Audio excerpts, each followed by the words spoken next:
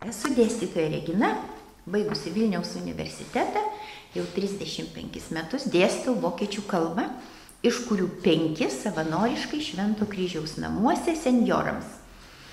Džiaugiuosi, kad jau apie 20 mano studenčių iš Vilniaus kolegijos ir jau šiemet 3 iš senjorų išvyko į Vokietiją, kur tikiu ne tik pagilins savo kalbos žinias, supažindins su vienos didžiausių ES šalių kultūra ir istorija, bet ir aišku užsidirbs savo pragyvenimui.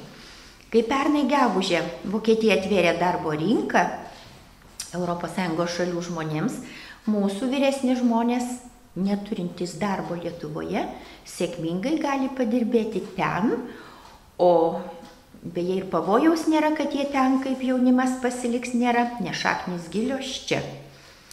Jie ten nori sočiau, gal ir oriau gyventi, bet visi mes žinom, kad tam reikalingos kalbos žinios. Štai kodėl jiems taip norisi šitą kalbą išmokti arba užmirštą jau įtvirtinti. Jie nori pamatyti Reiną, Dunojų, Gėtę, Šilerio, Mocarto, Bacho, netgi juokiuosi Šumacherio, Švarcnegerio ir kitų gimtinę.